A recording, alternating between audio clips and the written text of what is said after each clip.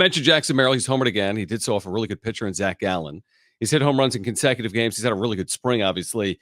If you look at the numbers, despite his spring, we both saw this.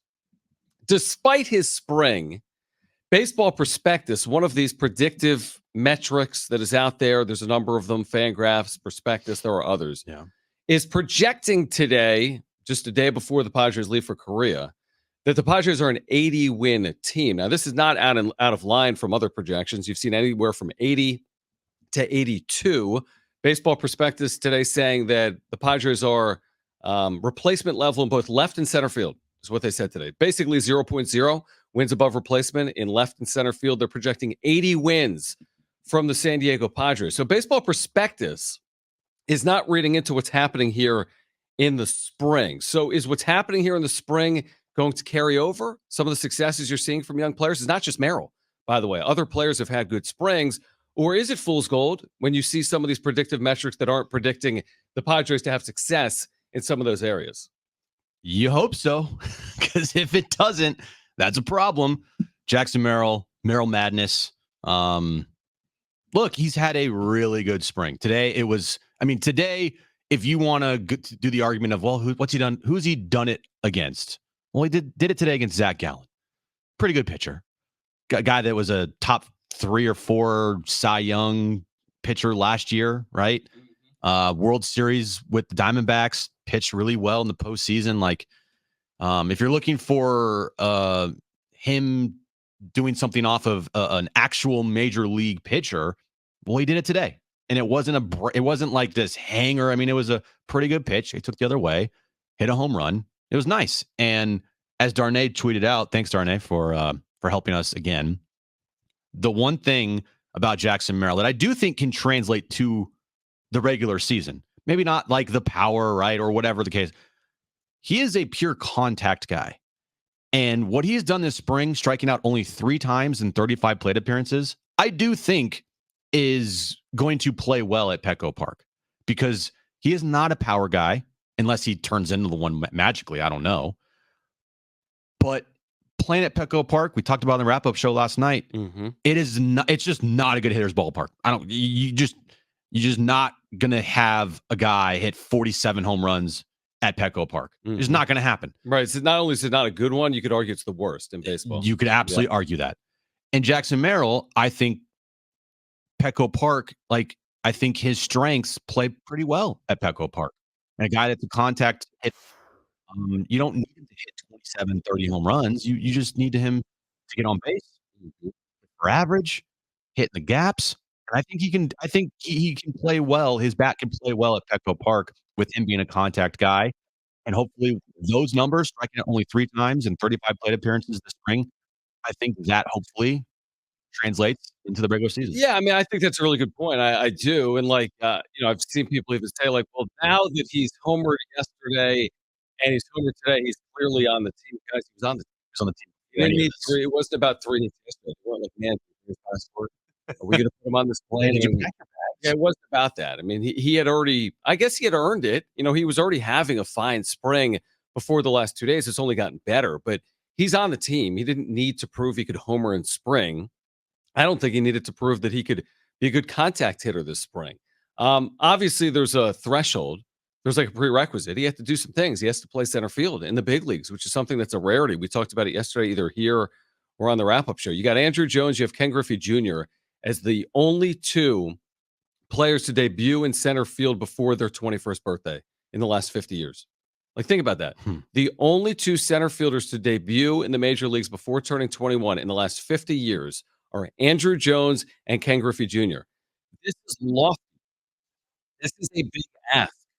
But the fact of the matter is this: they don't have any options. And he's earned it. But even without earning it, they don't have any options. None. Plane leaves. We don't even know who their third outfielder is. So he's earned it. Let's hope that his bat does play well. Once this thing gets real, he's absolutely played well this spring. Let's hope that continues a week from now. I mean, these things are actually real. It matters.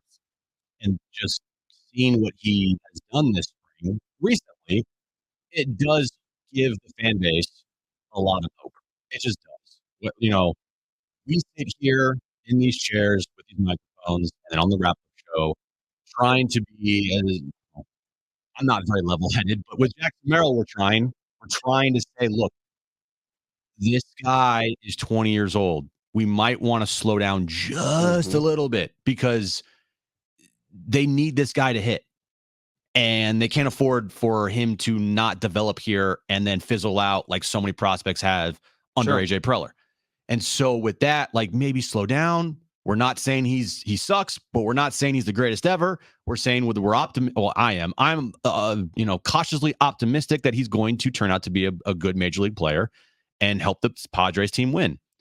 But you have to admit, if you're a fan of, the fan base is like, I think through the roof, seeing what he's done this spring training, as they probably should be. And that's a good thing to have, like some type of hope if you're a fan of this team with what Jackson Merrill has done.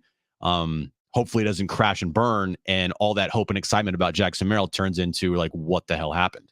Yeah, that's the thing. Nobody knows. And that's kind of the beauty of it. Hope springs eternal. It's a little bit like the March Madness. Nobody knows. Nobody knew last year when San Diego State was a 5 seed if they'd beat Charleston, or if they'd lose to Charleston, or if they'd make the Sweet 16 or the Final Four of the national championship. It's a little bit of the beauty of it. The same thing with someone that's trying to break into the big leagues. Nobody knew who Mike Trout was going to be, and he became Mike Trout.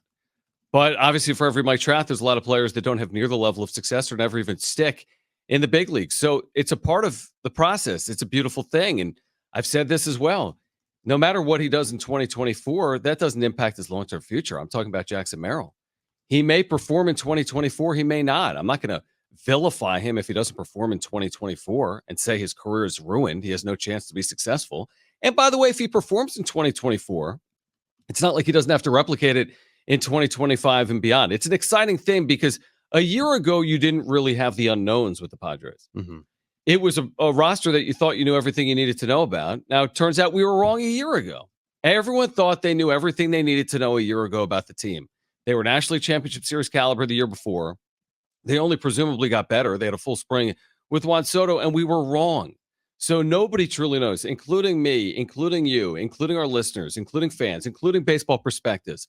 All I can say is that the data is the data. The truth is the truth. The facts are the facts. Juan Soto's been traded. Blake Snell's not here. Josh Hader isn't here. Every predictive metric is saying 79 to 83 wins for the Padres. So go prove people wrong. Go win more than 82 games.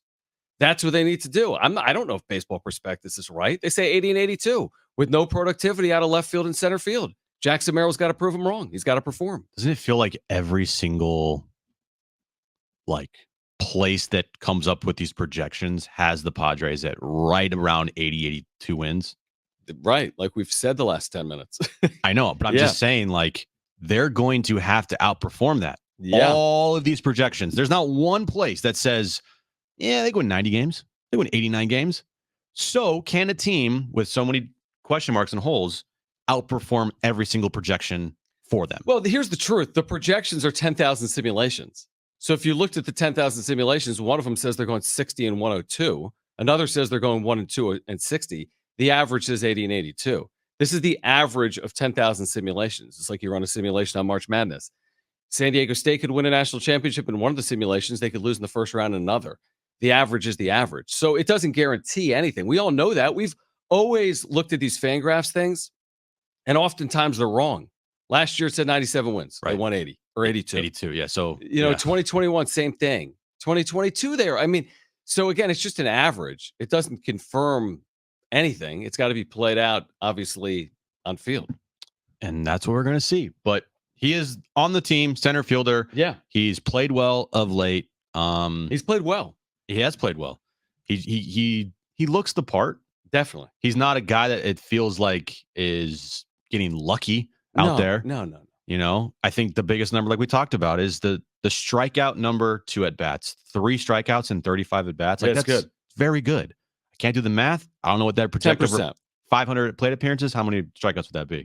50, I don't know. 50. Then that would be literally amazing if that were to happen in a full season with 500 plate appearances. Right. I don't see that, but you get my point. That is the biggest part of spring training for me that I look at is saying, that could play. Yeah, that's a big thing. Yeah, I agree with that. I do, because what happens with a young guy that strikes outs a lot. That's a concern. You don't want a guy that strikes out a lot. And by being a contact guy like Jackson Merrill is, more often than not, you can get a dribbler through the left side base hit just because you put the ball in play.